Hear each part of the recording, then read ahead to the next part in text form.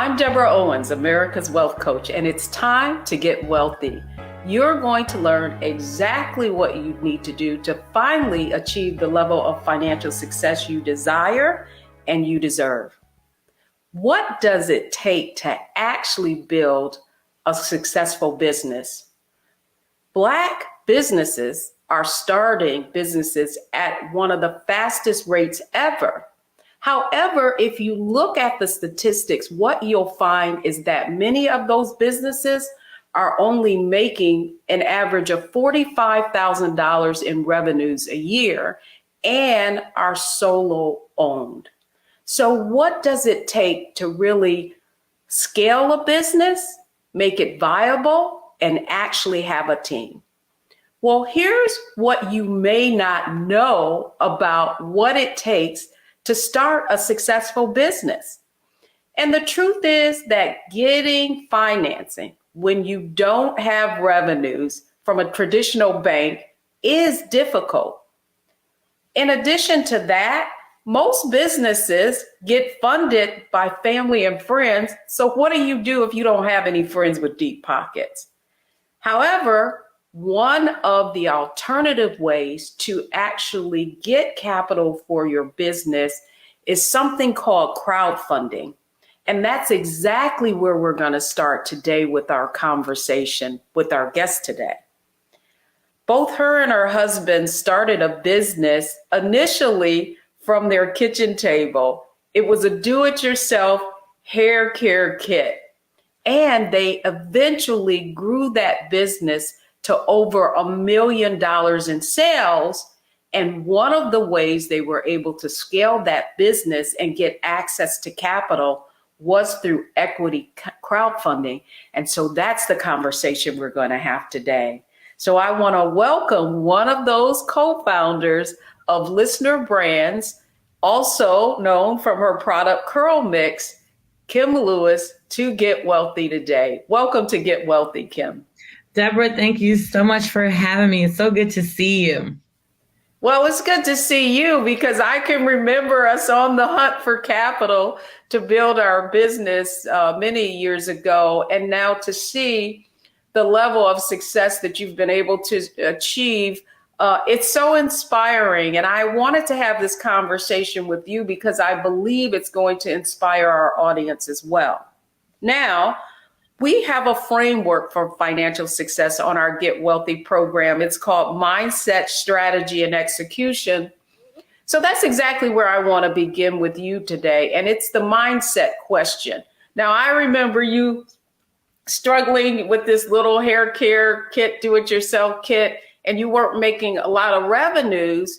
What kind of mindset shift did you have to make in order to go from maybe six figures to that seven-figure target?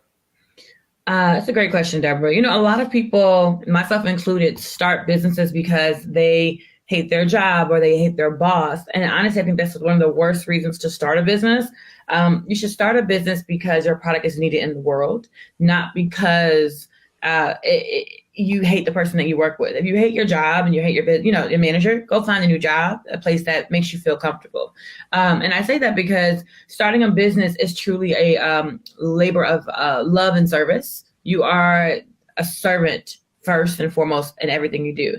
And originally when I started the do-it-yourself box, it was because I wanted to see, a DIY kit in the market because it would have helped me when I was going to Whole Foods, spending hundreds of dollars on raw materials, coming home, watching YouTube videos, making something and not liking it. And feeling like I waste hundreds of dollars.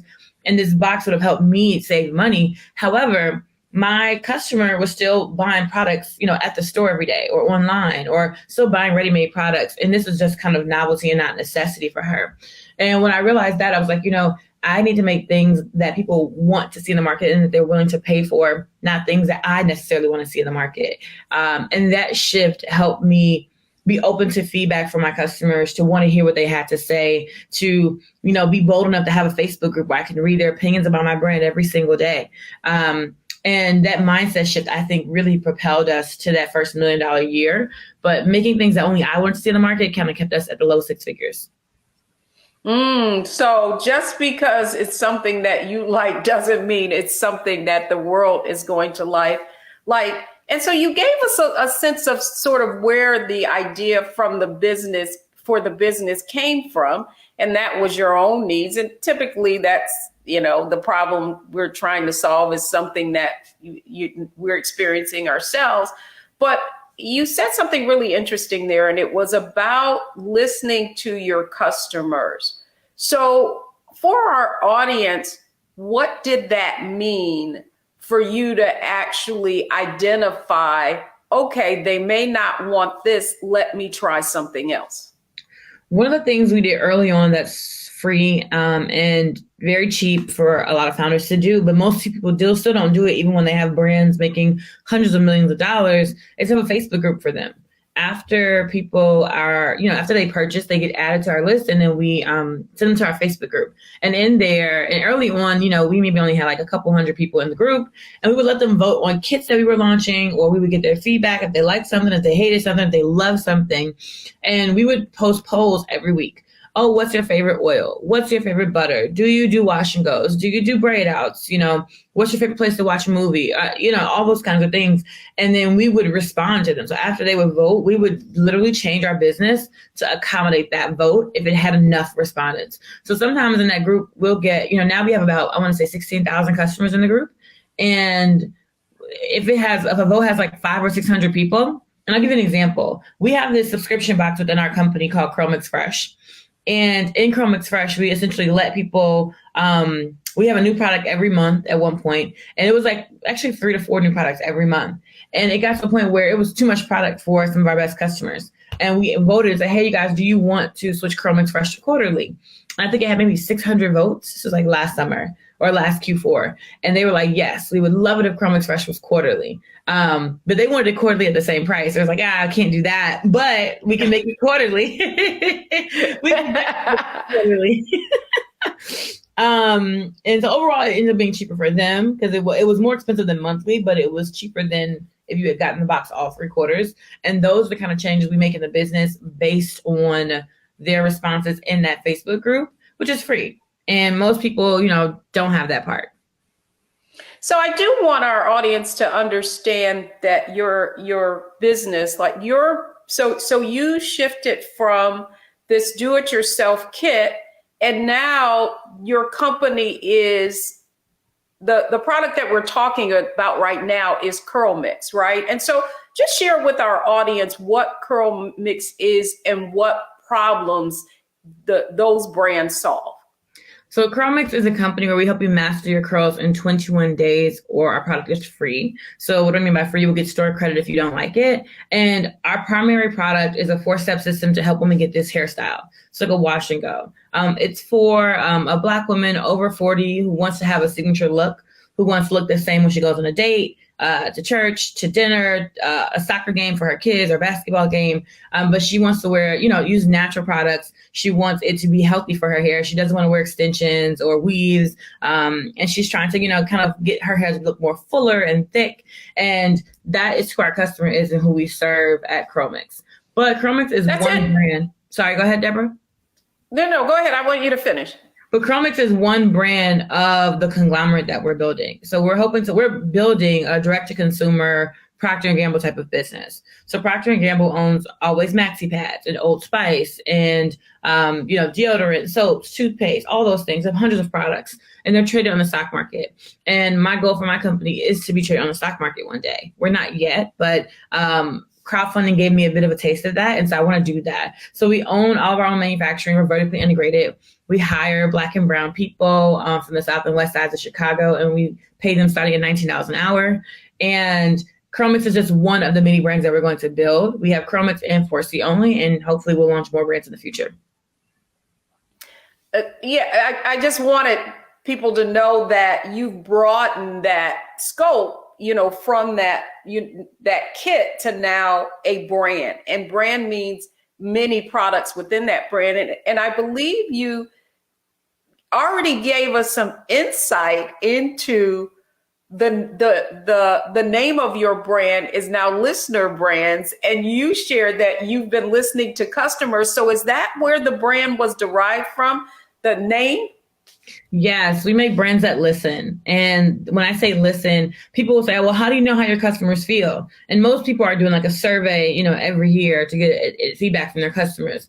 I literally log into Facebook and see what they think every single day, because I am in the Facebook groups and we have community managers. We spend more time on our Facebook groups than we do on Instagram. And so the name for our holding company or our conglomerate, I realized, like, what do? We make brands in overlooked segments of the market. We make brands that listen to its customers. And so Chromix came from that, from me listening in those Facebook groups about what people actually wanted versus the DIY box. And the same with 4C Only. The number one comment on all of our ads was like, but this doesn't work for 4C hair. And I realized that the 4C women wasn't celebrated, even though everyone in our industry knows they convert and spend more money than everyone else, but no one was willing to put them at the front of the marketing, on the bottle, on the label. And so we went ahead and did that. And we listened to an overlooked segment of the market. And so that's what Listener Brands does. It makes brands that listen. That's interesting that you say that 4C, and I want you to explain to our audience what is 4C hair and why you focusing on it and putting it at the forefront of your marketing is so important. So there's this, now the hair types, they don't necessarily, they matter, but they don't matter, right? Like, so they matter in the sense of you want to be able to figure out who has hair similar to yours, but it isn't something that you should live and die by, right? It's something that you just, this is a tool that I can use sometimes. And essentially what it is 4C hair is on a spectrum, right? The person who created this model basically says that hair has, type 1, 2, 3, and 4. And then in every type, there's a level A, B, and C. And type 1 is straight hair. Type 4 is coily, kinky hair. But type 4 is the coiliest, kinkiest hair, and the tightest, right? So if you're like your afro in its natural state, if it's really, really tightly coiled, really, really kinky, then we call that 4C hair. And what we find is that a lot of the marketing kind of skips to the middle, where the person has like loosely coiled hair and she's curly, but like the truth of the matter is most of us do not look like that, especially Black women. And so 4C is usually just kind of lumped in there with everybody else. But their hair is very, very different. Think of like Lupita or Viola Davis, like they have like 4C hair. And so what we wanted to do is put them at the forefront without manipulating their hair, without making it look like it's straight or look like it's wavy, letting it live in its 4C glory, and celebrating them on the website. So when they come to the website, they see a woman with 4C hair, not someone who has like, loosely coiled or, whatever kind of texture. And so that is what 4C hair is.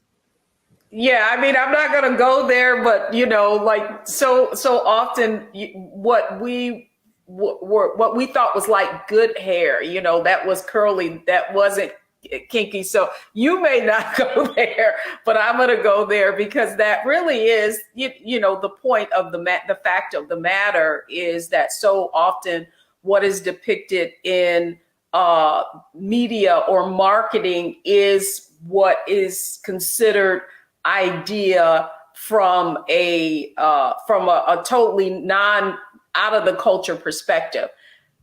The only other question I have for you is I want to make sure people understand you created a sort of product for 4C hair, but I know in someone that's used your product, but even in the Curl Mix family, there's still a product that I can use in Curl Mix.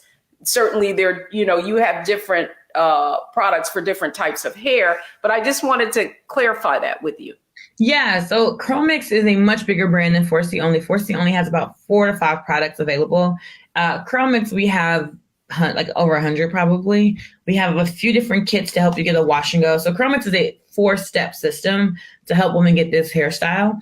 But we also offer other things like twist out creams and Curl Mix Fresh. And Curl Mix Fresh is our category where we have a ton of other products where there's like a little face, a little body, but mostly hair. There are protein treatments, there are color waxes, there are like all kinds of things in Curl Mix Fresh. So Curl Mix is a much bigger company than 4C Only, but 4C Only is only a year old. So we're hoping to grow it and scale it just like we did with Curl Mix. Well, I'm glad you said scale, because that is the next part of the conversation that I want to kind of get into.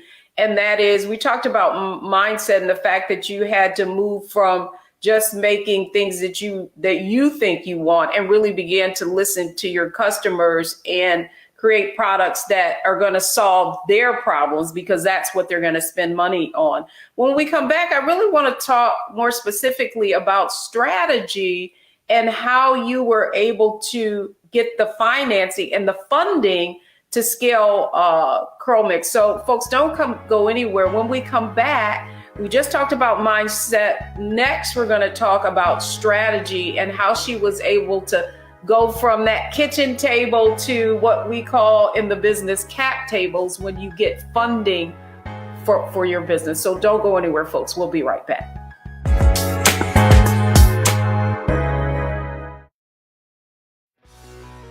Let's be honest, as successful women, we're crushing it. Maxed out 401k and Roth IRA? Check. Aggressive savings and investments? Check. Yet, the freedom our success was supposed to buy can leave us stuck on the six-figure hamster wheel, watching retirement slip further down the road. There's another way. Get coaching courses and community at wealthyu.com. Pull up a chair, take your seat at the Black Table with me, Dr. Greg Carr, here on the Black Star Network.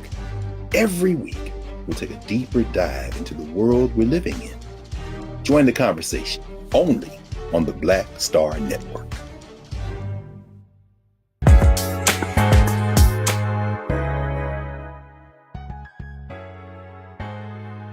I'm Deborah Owens, America's Wealth Coach, and today we're talking about how to build and scale a successful business. And so often, it's always the money that prevents us from being able to go to the next level. So my conversation today is with Kim Lewis. She is co-founder of Listener Brands. We've been talking about how she took her one product or brand, Curl Mix, and grew that to over $1 million in sales.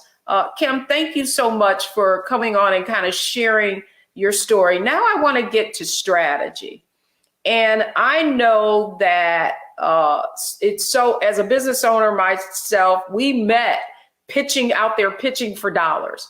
And I want you to share with our audience a little bit about, so you scaled to $1 million. Did that give you the capital to keep scaling, or did you confront any kind of obstacles to prevent that?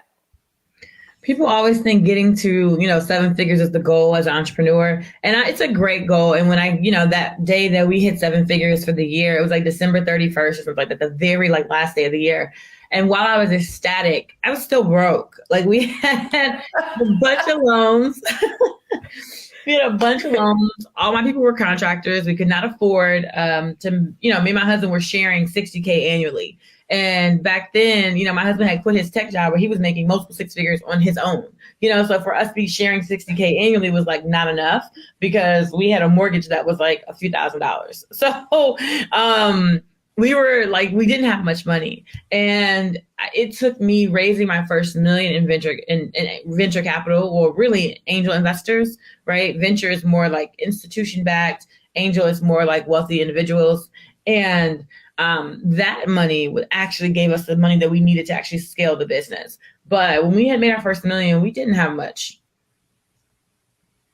So now talk about, because I think that it's important for our audience to know, you go on social media, you hear all of this, you get to 7 figures, but top line and bottom line are two different things, right? Whether or not you're in the black, and just because you have sales doesn't necessarily mean that you have the profits, to, coincide with that. And sometimes you've got to run at a negative. So I know that you and your husband decided to launch an equity crowdfunding campaign. So explain to our audience why you chose to go that route to get more money, and exactly what equity crowdfunding is. Yes. And before I touch on that, Deborah, I'm going to definitely go deep in the equity crowdfunding piece. But I would love for your listeners to just I would love to share with them that we manufacture our own products. And that's special because most people are ordering their products from China, whether it be fashion or skincare, makeup or whatever. They're ordering from China. They're paying, I don't know, $1 or less sometimes for their raw materials or the actual product that they're buying. And then they're selling it for like 20 or so here in the States, maybe 50, depending on if it's a skincare item. They're paying maybe a few bucks per item. And, those jobs are over in China. And, your people, they're not employing people here in the United States. There's nothing wrong with that form of business, right? And this is not me knocking anyone for doing that, because you got to do what you got to do sometimes to get the business off the ground. We decided to make flaxseed gel. Flaxseed gel was our number one selling box as a DIY company. And literally the flax seeds that you might put in a smoothie or that you would use as an egg substitute, when you boil them, it gives you a really gooey gel that helps you get this hairstyle. And when we went to manufacturers to make it, they all told us no. So we went to maybe 3 different manufacturers to get this made, and they all said no. And so we were like, okay, well, we're going to have to make it ourselves. And that basically, I spent maybe all of September when I was 7 months pregnant in my kitchen making 50 different batches of flaxseed gel until I landed on something that people loved. One lady actually flagged me down on Michigan Avenue in Chicago to figure out what was in my hair. And I'm like, man, we're in the street. We could get hit by a car. But she's like, what did you do to your curls? And from then we just decided to manufacture it, and we launched it to our audience. We did pre-orders and sold hundreds in a matter of hours. And I was like, oh my gosh, this is what people want. So that's when we pivoted the business in top of 2018 and did $1 million that year. And then the next year we were on Shark Tank, and then we did about $5 million that year. And as you are building this business, so this is where the equity crowdfunding comes in, right?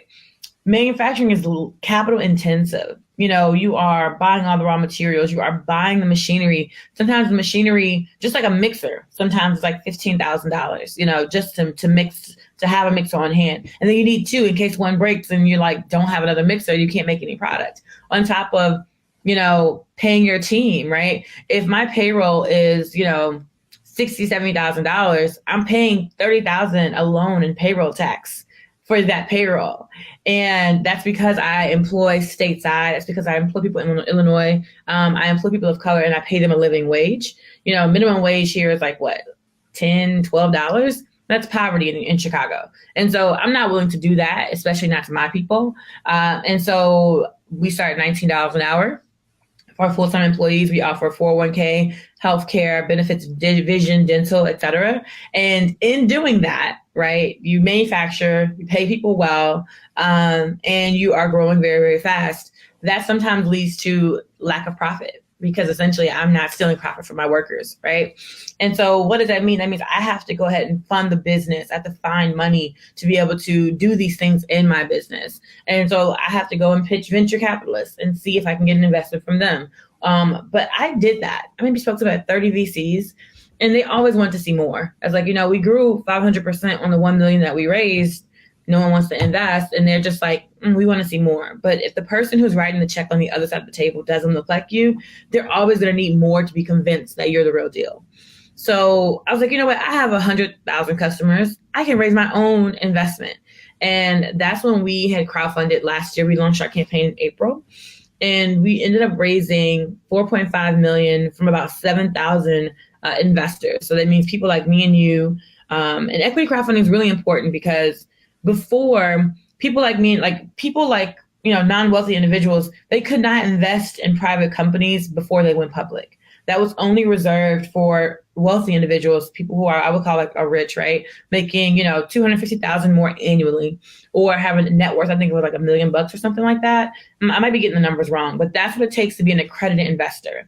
And before this new law in 2012 called the Jobs Act, you could not participate in investing in an Uber, or investing in a Facebook, or investing in a Curl Mix or listener brands, because the law just said you could not.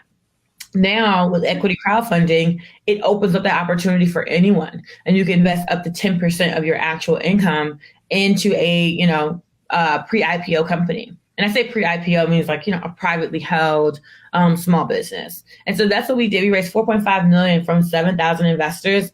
I want to say maybe 60-ish%, which are our customers. And the other 40% are people who just were really inspired by what we were doing, and who found our campaign. No, I wanted you to explain it rather than I explain it, because I feel like when you can see what's happening in real time, and how you just gave context. And so the bottom line is that in order to invest in a company like yours prior to the Jobs Act of 2012, you couldn't, unless you had an income of $200,000 if you're a single person, or if you're a couple, $300,000. Sorry. You have a net worth, right, of $2 million, and you don't include your home, which for most African Americans, that's where most of their equity is, in their personal residence. So really what the Jobs Act allowed was for you, someone like you, rather than having to go to these venture capital, and as I've pitched it too. And so I've collected so many no's. At some point, I did the same thing you did, but not with an equity crowdfunding. But the point is, you were able to raise up to $5 million and give access to investors who typically are shut out. And what many people don't know is that it is in these early stage companies where so many fortunes have been made, whether it's, people like Reid Hoffman, and who, based on what I know, invested in PayPal before they went public. So it's before, to your point, going public, that the real risk is, I don't want to, paint a picture of, there's many fortunes to be made. You have to be willing to lose what you invest, but the opportunity for reward is much greater. So thank you for explaining that. And so did I hear right that 60% of your customers actually invested in the IPO? I mean, in the equity crowdfunding raise? Yes, in our crowdfund, we had 7,000 investors, and I think we brought 83% of the investors to WeFunder, which meaning only 17% of the people who invested that were already on WeFunder, and the other 83% we brought. And as far as customers go, 60% of that was my customers. So they really believed in our product and really believed in what we were doing and wanted to have a piece of it. They could not believe that I was offering this to them. They were so excited. And I think you bring up something else interesting that our audience needs to understand. You hear about crowdfunding platforms. What Kim just mentioned is WeFunder. You may have heard of like a Kickstarter, which really typically is rewards based, where you're giving people some kind of benefit in order to invest in your company, and you're not actually giving them equity. But for many, I think there's sort of like this, what do I want to call it, a fable, if you will, that, you just get on this platform and we're going to give you exposure and you're going to, people are going to automatically invest in your company. But what you just conveyed was the fact that you brought people to the table for WeFunder, which is on the WeFunder equity platform. And you maybe got a little bit, but it was you who really drove those investments into your company. Yeah, I like to think of it as the platform is just the vehicle, and that's all they're going to be. They're going to help you get your landing page up there. They're going to help you with the legal of it, do's and don'ts, point you to different resources, SEC attorneys, accountants, auditors, etc. But they are not responsible for raising your actual round. They are just meant to be a vehicle between you and the SEC. Right? Because you can't do your own crowdfund on your own platform. It's technically illegal. So they're just meant to be the ones that are working on behalf of the SEC to allow you to raise this crowdfund, but it's still your responsibility to bring your actual crowd. So I usually don't recommend crowdfunding for people who are just starting their businesses. If you don't already have, a mailing list of 10, 20,000 people or more, crowdfunding is going to be very, very difficult for you. Absolutely. You've got to have some kind of network already to leverage the platform itself. And of course, I think the fact that you had proof of concept, meaning your, revenue, people are buying your products and those people are happy with it, is brilliant. And that's exactly where I want to go next. And that is execution. So what you just heard is the shift that Kim and her husband had to make to go from this sort of mom and pop business to actually scaling and employing people. And then the strategy that she used basically was to listen to her customers. But now let's really talk about, she did that crowdfunding campaign. I'm more interested in what that crowdfunding allowed her to do. And so when we come back, we're talking execution.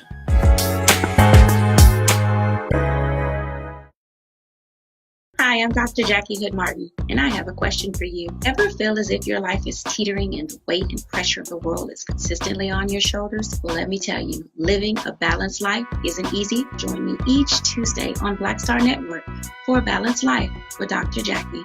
We'll laugh together, cry together, pull ourselves together, and cheer each other on. So join me for new shows each Tuesday on Black Star Network, A Balanced Life with Dr. Jackie.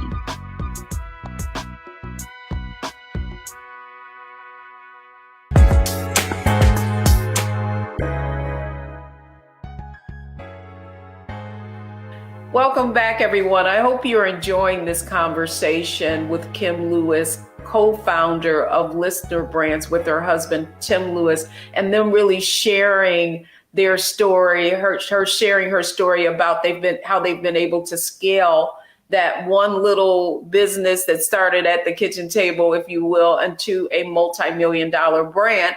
And we just discussed how they have been able to get the funding to scale. And now, Kim Lewis, welcome back. I mean, this is so fascinating. Just the way you're giving a real insight look at what the grit and the different ways that you've had to kind of, flip the script, change it up in order to be successful. And so now I want to talk a little bit about strategy. Now, you mentioned that you are running your business with more costly, right, to produce your goods, because you're not, what you described was basically white labeling, right? Where someone is basically taking a product and putting their name on it and making it look as if it is a true brand, but it's not something that they actually manufactured. Am I right there? That's what you were describing? Yes. Yes. And so to that end, you talk a little bit about that you're making these products yourself, that, the cost of goods sold, if you will, of manufacturing these products are much higher. So your margin, right, is lower because it's costing you more, or your profit. Let me just talk in just basic, terms, is lower because your margins are higher. So because your costs are higher. So I'm really interested in what was your strategy? You did this crowdfunding campaign. You raised almost the maximum that you can in an equity crowdfunding campaign. What's your strategy for the use of that money? So one of it was I knew that this crowdfund was going to be the bridge between my seed and my Series A. So it was going to be the thing that kind of helped propel me. I realized I didn't raise enough money in my seed round. I had $1 million. Tell our audience what a seed round is. So I'd love for you to just walk us through, like, first it's my own money, then I go out and get this, and then I go, what does that path look like? So first I used my own credit cards. I went into my own personal debt for our business the first few years.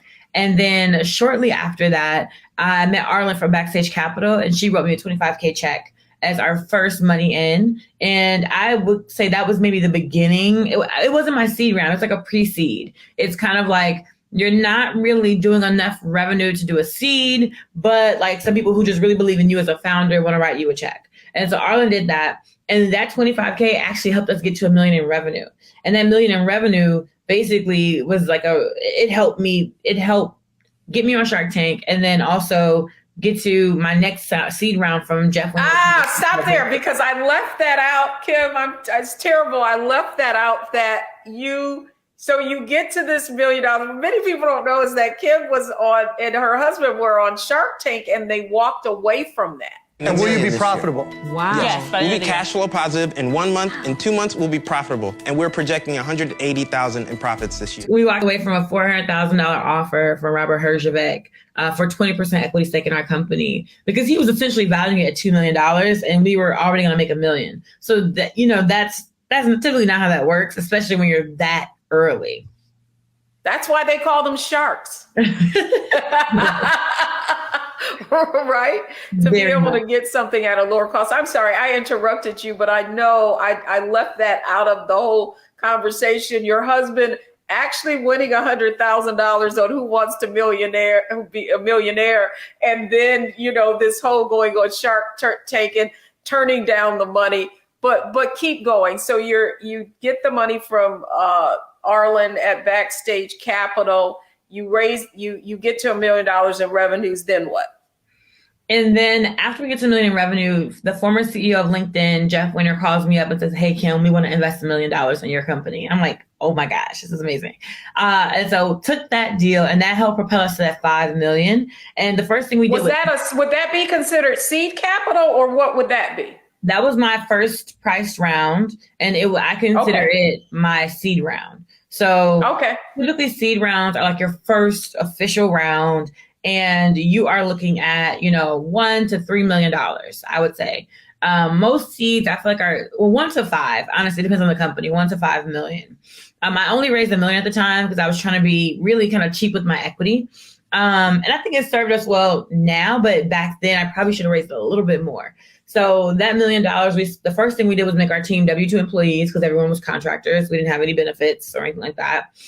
And then we also invested in some merch and some advertising in our manufacturing. We added like another unit in our building. We bought some materials to be able to produce in larger batches. So we really invested in the business, and that helped us meet the $5 million in demand that we had.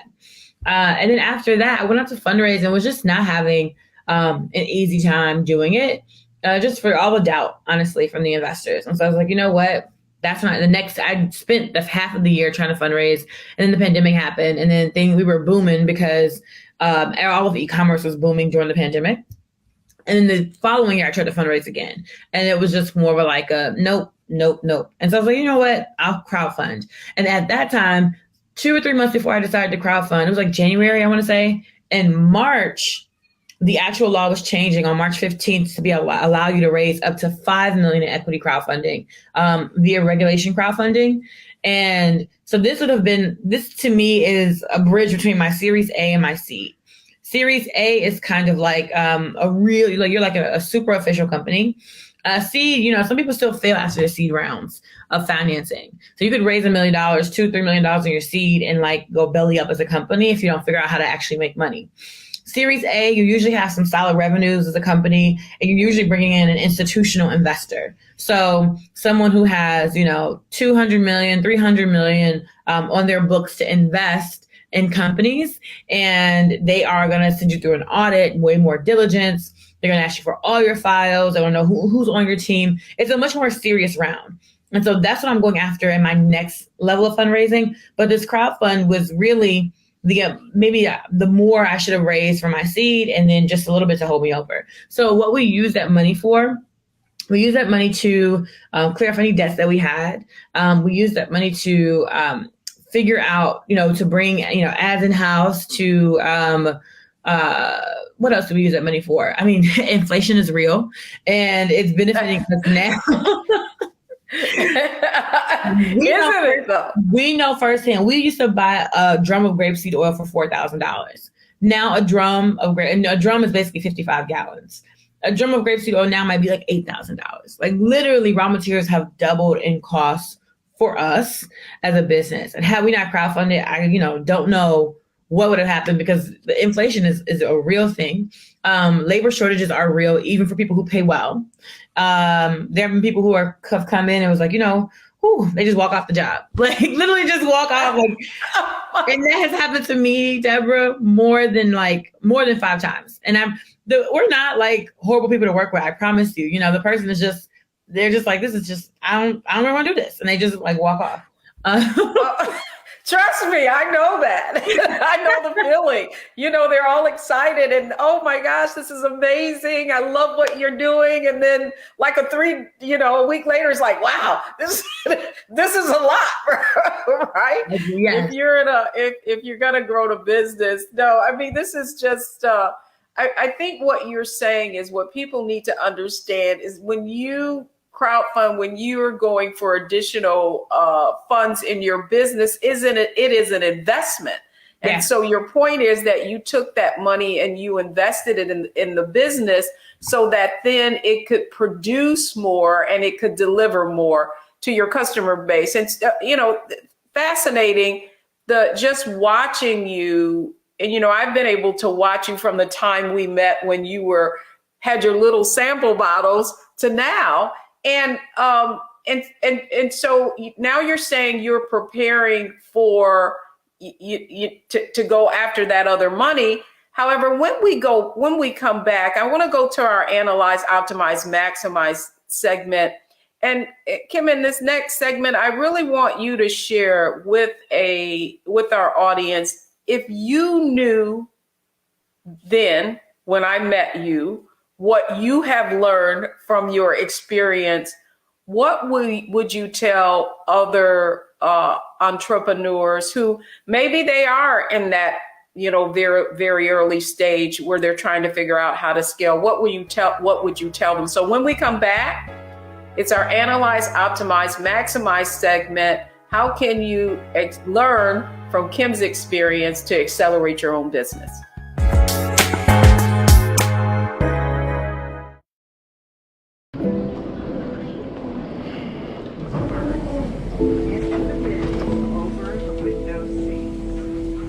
Are the only bins that will accommodate larger overboard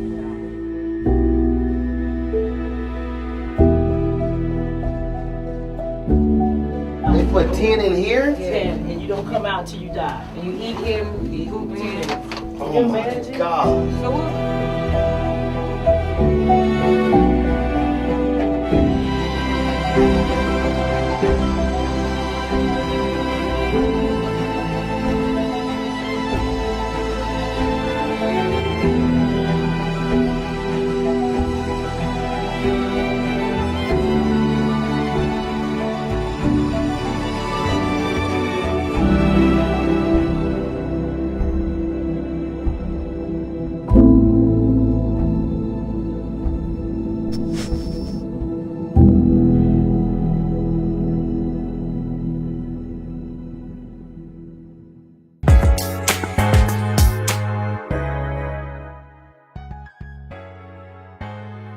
I'm Deborah Owens, America's Wealth Coach, and I hope you've been enjoying this conversation. Tim and Kim Lewis, the founders of Listener Brands, were able to start a business from an idea, but certainly what we've learned is the importance of really listening to what your customers want and then giving it to them. That certainly has been the secret of success. They've raised almost $5 million in equity crowdfunding and their businesses and expanded their brands.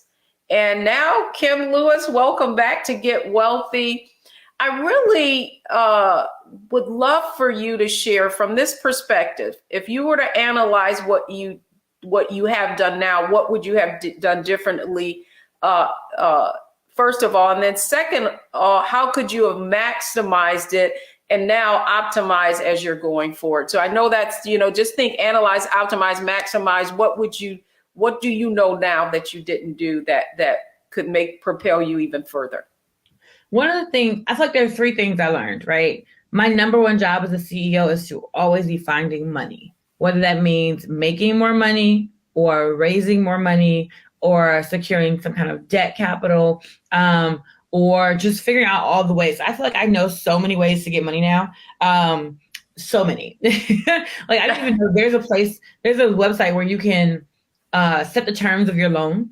And basically, just like you can crowdfund equity and you can crowdfund like rewards, you can crowdfund inventory. And they could have, 7,000 people all loan you, $100. And then now you've made up your loan and it has a certain payback period because it's a more guaranteed return for that investor, right? And so I didn't, that's the kind of example. It's an extreme example, but it's just like I know lots of ways to make money now, and to get money. And back then, I was focused more so working in the business, sending the emails or sending the SMS or making the product, just doing all the things in the business. But when you're so focused as an entrepreneur on doing things in the business and you're not thinking ahead, you're not planning for your team, you're not being a visionary and going out and getting money and meeting new people that will take your business to the next level, you are slowing your company down. It doesn't feel like it because we feel like, well, I'm working the hardest than anybody else. And the easy thing for us to do as entrepreneurs is to work and to do, because that is what comes naturally to us. The hard thing for us to do is to set a process up or a system in place, give it to our team and step away and let them be responsible for the result, because we don't want them to fail. So we would rather do it ourselves. But in doing that, you're missing the opportunity to go to this networking event and meet this billionaire. You're missing the opportunity to go pitch for Shark Tank. You're missing the opportunity to be a Who Wants to Be a Millionaire. You're missing the opportunity to find out that there's a foundation willing to give you a loan, you know what I mean, for millions of dollars, because you're not being the founder that you need to be to grow your company. So the first thing, my number one job is to get capital. My number two job is to hire great leaders who can then help you build your team so that you can, again, not be in the business or working on the business. One of the mistakes I made early on was just hiring people because they were available and I deeply needed help. And I was like, oh, you want to work here? You're excited? You're going to do blah, blah, blah. Great. Like, let's get you in tomorrow. And like, that was the worst mistake you can make. If you don't have an onboarding plan for them, if you don't have their like tasks and deliverables the day they come in so they know what they're doing and they feel, indoctrinated in the culture.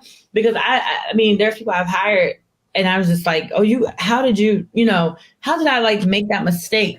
And so now I'm really good at hiring, but that's one of the things that comes with experience, right? Like you're good at it once people say the thing in the interview that you're like, oh, that's a sign. Definitely should not hire them. In the beginning, though, you hire any and everybody because you just need help. So first thing, get capital. That's my number job. Second thing, hire great people. Third thing, put in great systems. Those are my only three jobs, and I should not be doing anything else. That means I should not be posting on Instagram. I should not be sending emails. I should not be DMing people, back and forth with, customers in the DMs. I should not be commenting on all the, ads on Facebook. I should not be, and most people are like, oh my gosh, like she's talking to me. I'm only saying this because that was me.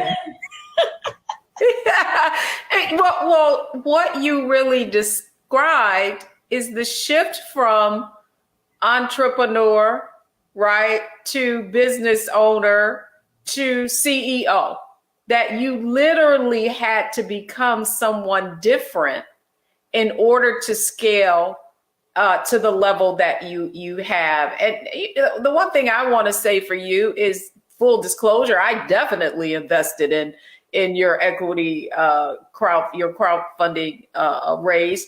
And so did many of the members in our Wealthy You. You and Tim are such an inspiration. Just to see the level of complexity, right, going from this one little thing to everything that you have been able to accomplish. And I just have to say personally how excited I am, and I can't wait to see what's next for you. So you say, I think I heard a little eventually an IPO in the future for you. I would love that, Deborah. I just, it's funny. As I would love to IPO. There's only one Black woman who's ever done it, Kathy Hughes, and she was technically the chairman of the board. So technically, there's been no Black female CEO to take a company public, which is bonkers. But when you don't know, but you think about the fact that women get less than 3% of venture capital, Black women get less than 1%, and then that makes it's more understandable how there hasn't been a Black woman CEO to take a company public. I want to do it for my shareholders, for my people, for the culture, for my community.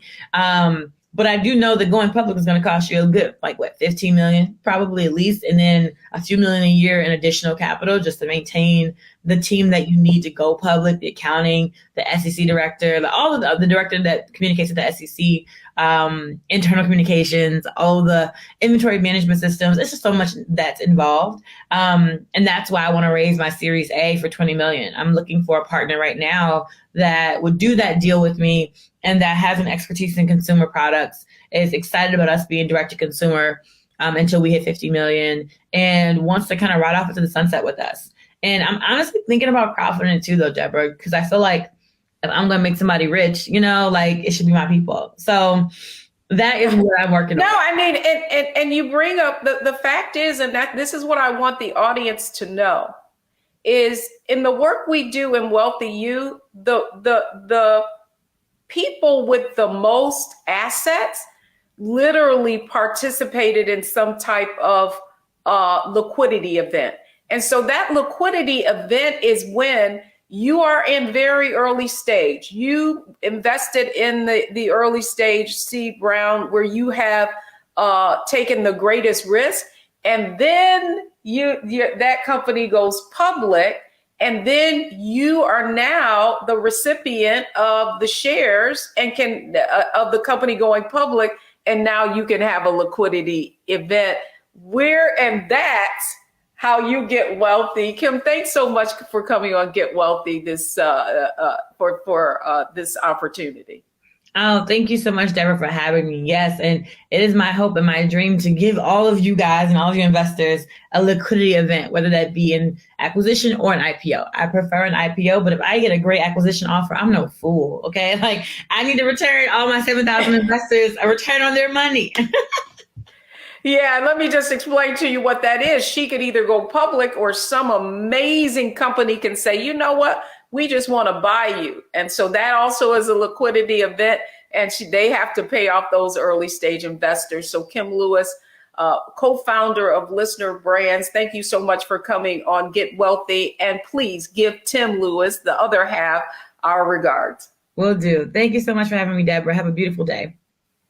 Thanks so much. Well, when we come back, the 3 takeaways from today's show that you need to know. Don't go anywhere. We'll be right back.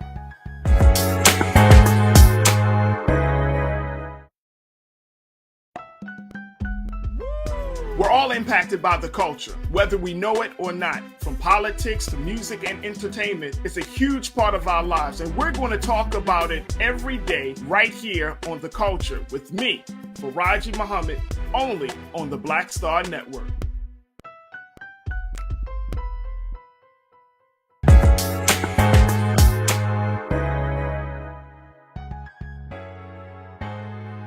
I hope you've enjoyed our conversation today. You've learned a lot about what it means to scale a business, but you've also learned the ins and outs of scaling a business, of getting access to capital, of seed funding. We covered a lot of ground, but here's the takeaway. First thing, and she said it takes money to make money. She said her job was to find capital for the company, and that's what you need to understand if you're going to scale your business. Secondly, it's not working in the business, is working on the business. You have to become someone different if you want to go from that solopreneur to really that CEO. And then finally, it takes teamwork to make the dream work. It's not you being the talent, it's finding the talent to make your company grow. So that's going to do it for us today. Thank you for watching Get Wealthy. I'm Deborah Owens, America's Wealth Coach.